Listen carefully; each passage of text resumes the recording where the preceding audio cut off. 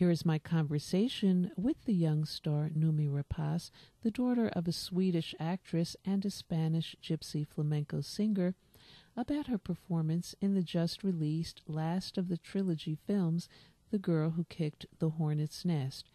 First, she talks about where she went inside herself to play such an angry and damaged character.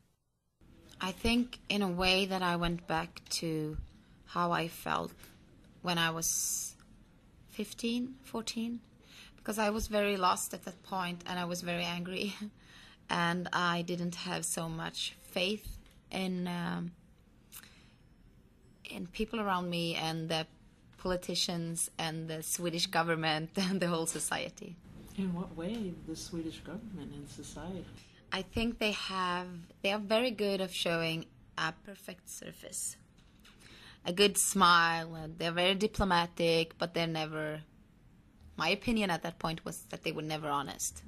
And was there something political about the government? Or? No, but they were, I felt at that point in my life that nobody was truthful, nobody was honest, everybody was playing a game that everything is so fine and so perfect, but I knew that not really, you know. Well, they certainly give that impression to the world compared to these films. Yeah. Did you do research about female victims of sexual violence to play one? No, I actually, both yes and no. I did a lot of research for a movie I made a couple of years before called Daisy Diamond, and because I played a woman who became a prostitute, and then I did a lot of research on I met a lot of prostitutes and I met strippers, and actually many of them had been abused when they were younger. So it was pretty fresh in me, all those stories. And but in a way I wanted to use myself more and translate things from me into Lisbeth. So I didn't do so much research. I did more physical preparation, and I worked with Nils, the director, on the script. So because I had a pretty strong feeling that I had to close the world away from me, that I had to protect my work because everybody had such a strong opinions about Lisbeth. So I felt like I have to go into me and listen to myself. What did you learn about the enduring effects of rape on women that you express in the film? Because even in this film, there may be a triumph at the end, or in other films, but you never see in other films that a person is still permanently damaged. What I learned, I think that it was very healthy, in a strange way, to go after the rape scene. I went home, I was done with the scene, I was exhausted, I felt like an empty vessel. And then the next day I came back and I punished him. And I hurt him, and I turned all my anger and all my hate against him. And that was, in a strange way, quite good, because I think that it's very common for girls and women to turn it against themselves. That's, you know, if somebody does something bad to you, then you start to hate yourself. You think it must be something wrong with me. Otherwise, he would never have done it. It was me who made him do it, in a way. So I think that was quite interesting to feel. That I didn't think I had it in me, but I felt like, oh yeah, shut up. You have nothing more to say. Now it's my turn. Well, speaking of which, what was the scenario that went through your head to act out what it would be like for a woman to rape a man right back? That was I was so in it at that point, so I didn't reflect so much on it. I felt like he deserved it. It was, you know, I'm using your own weapon on you, so this is how it feels.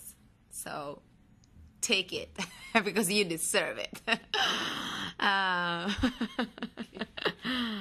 The trilogy, more so than in the book than in the films, is very much about right-wing extremist trends and the economic elite in Sweden.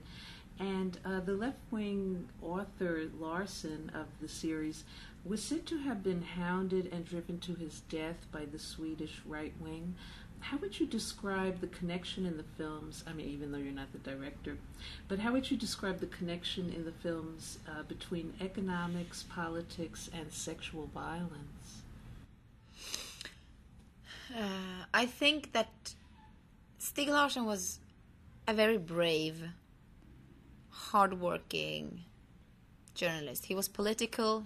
I think he wanted to change the society, and he was working against. He wanted to bring up the subject, the legacy of the Nazis, then everything that we in Sweden didn't want to talk so much about. I think that he wanted to bring up all those dirty things up into the light and force people to admit and to see we have this in this perfect country. Look, do something. And I think he did it in a very smart way because he wrote those books. Because when he was a working journalist, he was not so popular. People didn't know him. He was not a successful, big journalist. He had sometimes hard times. He had a price on his head. He was under threat. He probably went through pretty difficult times in his life. And then he wrote those books. And I think that he, in a very smart way, managed to put in all those things that he wanted to talk about, but do it in a very entertaining and a very clever way, so it gets to you, even though you're not aware of that. It's political, smart, and very. I think that I think he had a message in the books that he wanted to give people. Well, do you think he was trying to draw some connection between sexual violence and politics, or was that just a dramatic device? But it's absolutely connected. Just a couple of months ago, the big Swedish police chief, they discovered that he have raped women, he have bought sex, he have sold sex. He was actually like a pimp. He was so down to so many dirty things, so it's unbelievable. The Swedish chief, police chief, the one who's, deciding, he's the big boss, and he is just the dirtiest, the most disgusting, like a demon. So, and I don't know, maybe Stieg Larsson have seen into the police force in Sweden or something. It's almost like a movie, So actually, I think that he knew that it's power. When people get too much power, they can lose connection with reality, and I think that money and greedy and power can really turn you into something that is not so beautiful. What about your variety of physical appearances in the film? Did you have any input into putting those together, and what were you trying to express through them physically? I knew that I wanted to change my body and my everything, pretty much, because I knew what Lisbeth was. I saw her in my head, and I knew that I wanted to become more boyish, more masculine, I wanted to get rid of my female body, and I wanted to wake up my aggressive side. So I trained a lot of kickboxing and Thai boxing for 5 days a week for 7 months. And I did all those piercings, and I cut my hair, and I took motorcycle driving license because I wanted to do my stunts. I wanted to do everything as far as it was possible, and because I think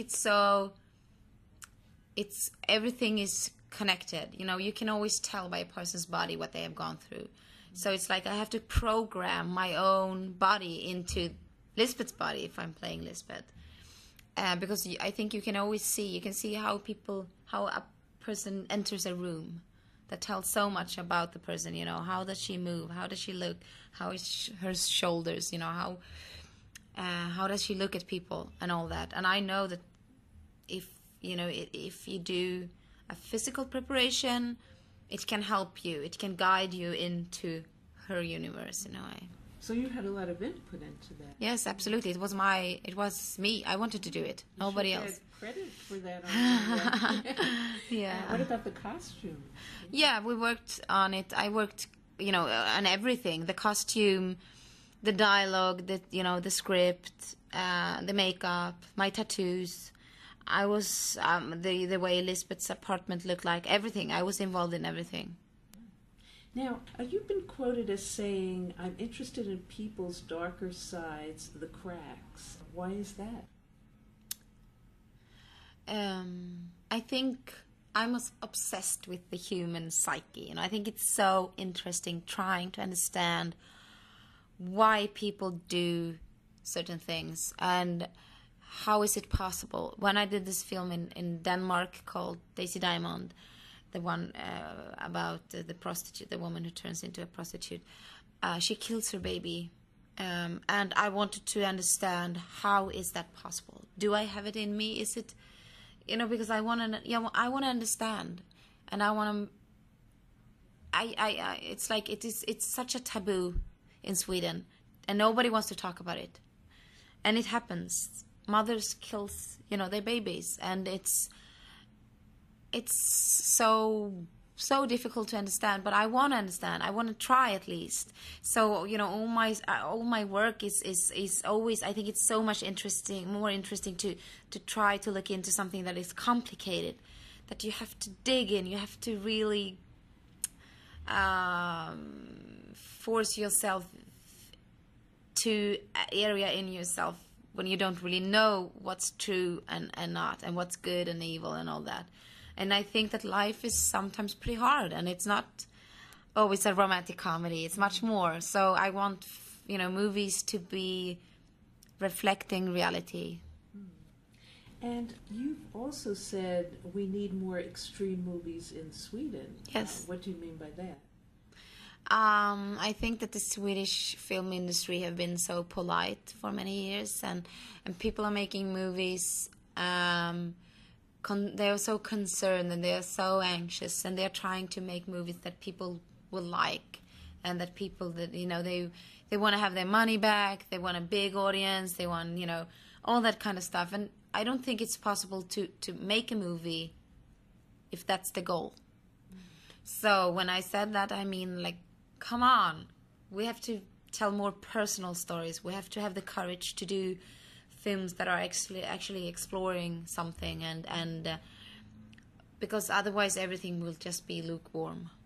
What are you doing in the Sherlock Holmes? I'm playing a gypsy. So now I'm actually doing research on gypsies, on their traditions and their culture and their language. I'm learning to speak some Romani, and I'm listening to gypsy music in my iPod, and so that's who I am. Great. Thank you very much. You're Thank wonderful in these films, all of them. I'm sure you'll be winning awards at the end of the year. We'll see. Thank you. And that was Noomi Rapace talking about The Girl Who Kicked the Hornet's Nest, currently in theaters, and her next project, which is Guy Ritchie's sequel to Sherlock Holmes. This is Prairie Miller.